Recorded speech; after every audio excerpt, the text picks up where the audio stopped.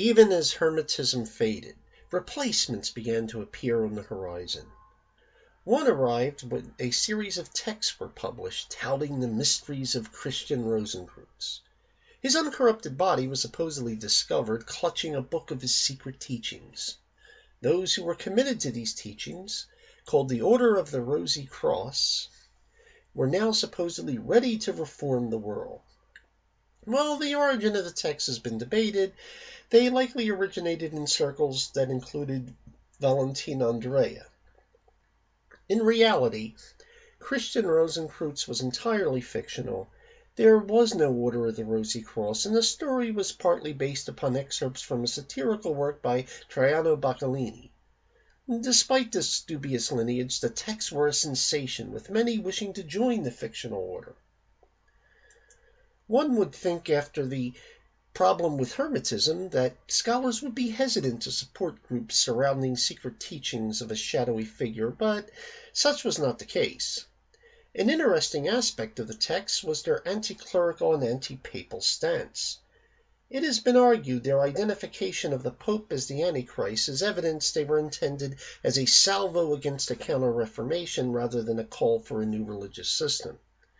Yet, whatever the original intent might have been, it was within esoteric circles that the texts would have their lasting influence. Yet the influence of Rosicrucianism paled in comparison to that of a new group supposedly preserving secrets held through the millennia in a line of succession that included the builders of the pyramids, Solomon's Temple, and the Gothic cathedrals. It is through this succession of master builders that the secrets of the past were supposedly bequeathed to the modern world. It was this group, the Freemasons, who, more than any other, kept alive esoteric ideas that were developed within Hermetism. While scholars are still not exactly sure of the origins of Freemasonry, the tradition of artisan guilds, the spread of Rosicrucianism to Britain, or some combination of factors are all entirely possible as the origins. Whatever the source, it certainly had nothing to do with the legends it has promulgated through much of its history involving Egyptians, biblical figures, and the Knights Templar. A more realistic history has Freemasonry beginning in 17th century England, spreading to supporters of the deposed Stuart dynasty living in France, and then to the French intelligentsia. Its exotic and often contradictory histories were provided by later so-called Freemasonic historians. John Anderson gave the first such published account in 1723 and supplied the movement a lineage from Adam and on to Noah, whose grandson Mizraim brought it to Egypt, where Moses would emerge as the Grand Master for the Jews.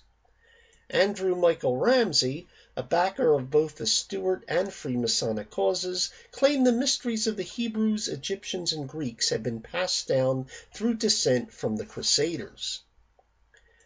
As Freemasonry spread into Germany, its secrets were said to have been passed down through the legendary Knights Templar, with the most successful myth of a Templar Freemasonic connection given by Karl Gotthelf von Hund, who taught that after the execution of the final Knights Templar master Jacques de Molay in 1313, some of the remaining knights fled to the British Isles disguised as stonemasons. This supposed escape became the means for the preserved succession of Knights Templar mysteries by the Freemasons. It is also the origin of countless conspiracy theories surrounding the renowned order of warrior monks and the secrets they supposedly discovered in their sojourns to the Holy Land. While Hermetism was rarely mentioned in early Freemasonry, this ended with Ignaz Elder von Born, who taught that the Egyptian priests fostered a proto-Enlightenment religion of science under the guise of mysteries, and Hermes Trismegistus was the founder of this Egyptian science.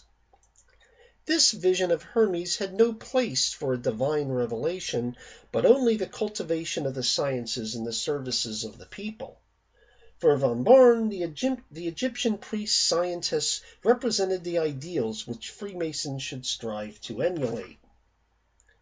Thus, In the second half of the 18th century, there existed on the European continent those who taught the Egyptian religion was a symbolic representation of scientific ideas.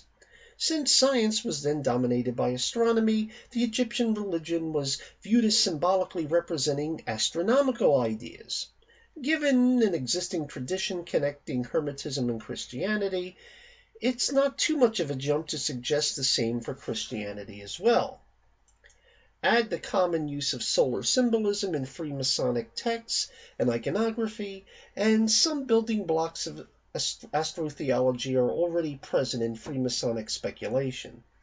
This does not demonstrate astrotheology was widespread in Freemasonry, but that given the large number of Freemasonic authors who endorsed elements of it, it appears likely such discussions were not novel even if they were not widely publicized. Those who are more familiar with Freemasonry in America may not grasp its entirely different character on the European continent, particularly during the early years leading up to the Enlightenment. In Europe, there was considerable interaction with esoteric thinkers, drawn by its increasingly elaborate mythology. Elements of Freemasonry's myth and ritual that perhaps were once intended as pedagogical rather than doctrinal were increasingly saturated in esoteric symbolism. Eventually, these elements reached America as well, although it appeared more often among Masonic historians rather than the rank and file. Often writing in praise of Freemasonry's preservation of divine mysteries, their work was seized upon by Christians suspicious they had instead preserved satanic mysteries. Claims of Freemasonry's lineage are no longer taken seriously by scholars, but as with the claims for Hermes Trismegistus, the intelligentsia once did believe them valid. The Freemasonic apple had not fallen far from the Hermetic tree. While Catholicism always has had its share of mystics, the focus of early Protestantism on the Bible resisted such impulses. As official state Protestant churches were established across Europe, they proved to be no less tolerant of dissent than the Catholicism they replaced. New nonconformist movements emerged, and some imported the esoteric currents that first appeared in the Hermetic revival. One of these arose in a Lutheran area where officially sanctioned orthodoxy met resistance by those following Hermetic traditions associated with Paracelsus.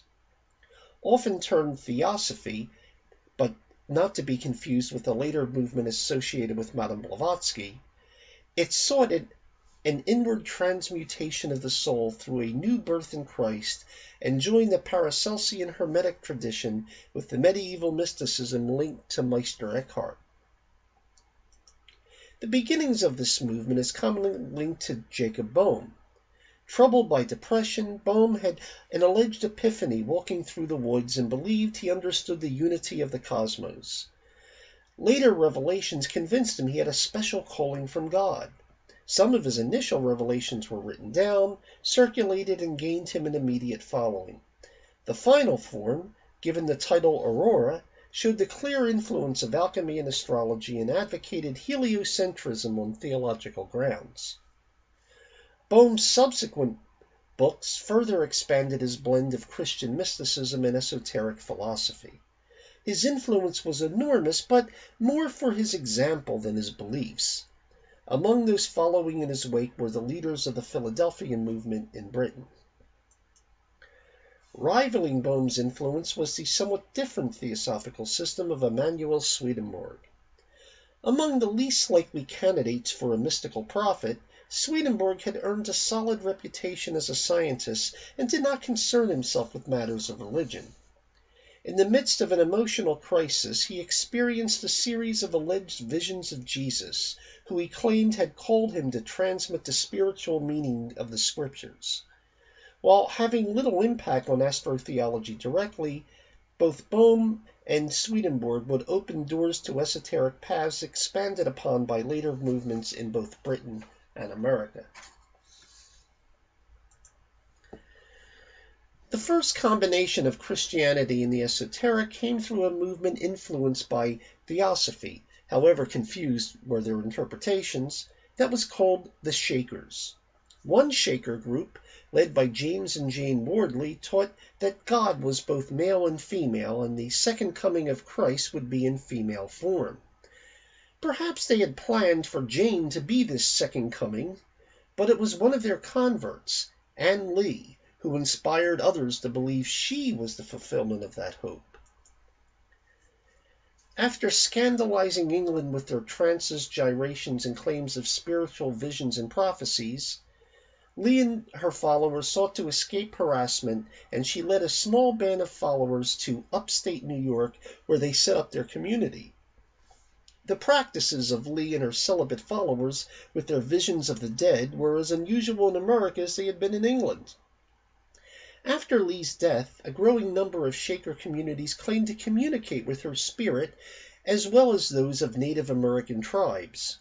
The Shakers were the first in a series of unconventional religious movements in this region of New York that would become known as the Burned-Over District for its susceptibility to various spiritual fires spread by itinerant preachers and colonies set up by would-be prophets. Jemima Wilkinson was raised in a Rhode Island Quaker household and was swept up in the tail end of the First Great Awakening.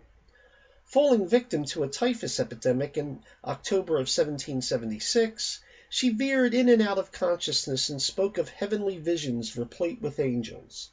When she suddenly regained her health, she proclaimed she had entered the angelic realm and had returned reanimated by a new spirit.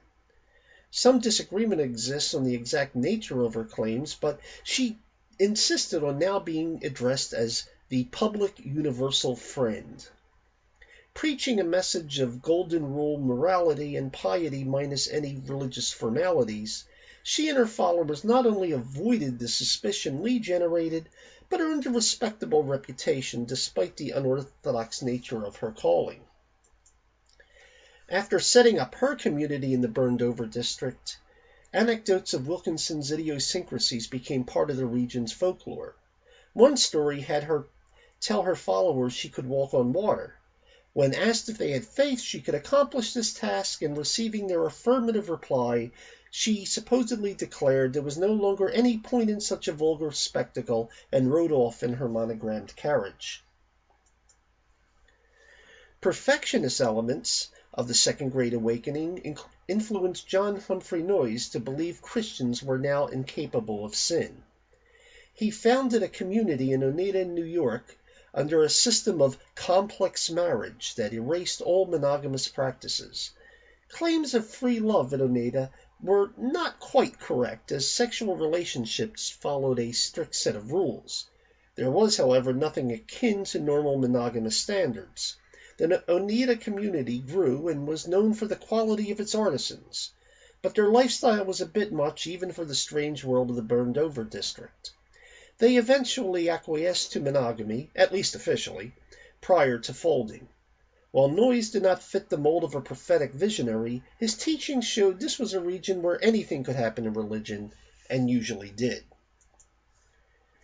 Freemasonry also had a strong presence in the area until William Morgan, a disgruntled member, threatened to expose its secrets. He was arrested on false charges, but was later released only to be kidnapped and never seen again. Attempted inquiries were allegedly quashed by Freemasons controlling the proceedings. The event began a national backlash, the formation of an anti-Masonic political party, and the near end of Freemasonry in the United States, as it lost a vast majority of its membership and support. There also developed a take on the history of the region and its connection to possible lost civilizations. Local legends had the region once populated by an advanced civilization later conquered by primitive Native American tribes. This sentiment was even supported in an 1811 lecture before the New York Historical Society by New York Governor DeWitt Clinton. If even the elite was taking such ideas seriously, one could imagine what might have found favor with the common folk of the area. One popular idea identified the lost civilization as a lost tribe of Israel, whose treasure was buried somewhere in the region. It is noteworthy that unorthodox quasi-Christian groups, tales of lost tribes of Israel in the New World, buried treasure, nonconformist marital arrangements, and Freemasonic rituals were all present in this region. As another product of the burned-over district, Joseph Smith would found the Church of Jesus Christ of Latter-day Saints, also known as the Mormons, who combined many of these same elements. While the Latter-day Saints were the most successful group in the long run to emerge from the burned-over district, another movement initially held a far wider appeal and plays an important role in our story. Spiritualism began with a modestly educated shoemaker's apprentice named Andrew Jackson Davis. Hypnotism, then called mesmerism, was the latest fad sweeping the nation and, as one might expect, was a hit in the burned-over district. Davis underwent the procedure and claimed the spirit of Emanuel Swedenborg contacted him during his trance and dictated visions of the spirit world. The resulting publication of the Principles of Nature was the first in a wave of channeled texts that are today a staple in occult circles. It was an overnight sensation and launched the spiritualist movement. The 800-page tome was obviously derived from existing Swedenborg texts, and despite his claims to the contrary, Davis had access to the works of Swedenborg and other esoteric authors. None of that mattered to Davis's followers, and he continued to write on his visions and also introduced another mainstay of alleged visionaries later popularized by Edgar Cayce, that is, diagnosing illnesses while in a trance. Although dependent upon earlier esoteric thought, spiritualism appealed to American egalitarianism by applying democracy to revelation. Visions were no longer restricted to prophets, and any American boy or girl might grow up to be another Elijah, or at least another Andrew Jackson Davis or Ann Lee. Proof of this seemed to appear in 1848 when Maggie and Kate Fox, two sisters from the burned-over district, claimed to communicate with spirits through a series of audible knocks. They were an immediate sensation and sent the spiritualist movement to even greater heights. Soon, seances and other types of spiritual communication were all the rage, and barnstorming mediums with their crystal balls took their place alongside preachers and their Bibles. Spiritualism expanded to Europe, and the scientific investigation of the paranormal began in earnest. In 1854, Senator James Shields of Illinois presented a petition signed by 13,000 supporting an investigation into contacting spirits. Dozens of spiritualist publications were in regular circulation, and even Abraham Lincoln's wife, Mary Todd Lincoln, was a spiritualist. The educated and the powerful on two continents were taking spiritualism very seriously. Then, just as had happened with Hermetism centuries earlier, the spiritualist movement suddenly unraveled. Some of this was due to a growing awareness of its incompatibility with Orthodox Christian beliefs. There were also misgivings over its connections to much more overt occult movements then growing in America and Britain. The greatest blow, however, was the number of mediums exposed as fakes. Key among these was Margaret Fox confessing she and her sister had produced their famous rapping sounds by cracking their toes.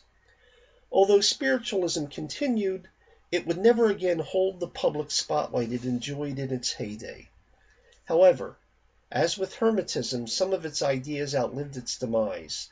Among its lasting effects was establishing the place of alternative religious movements and popularizing esoteric interpretations of Christianity.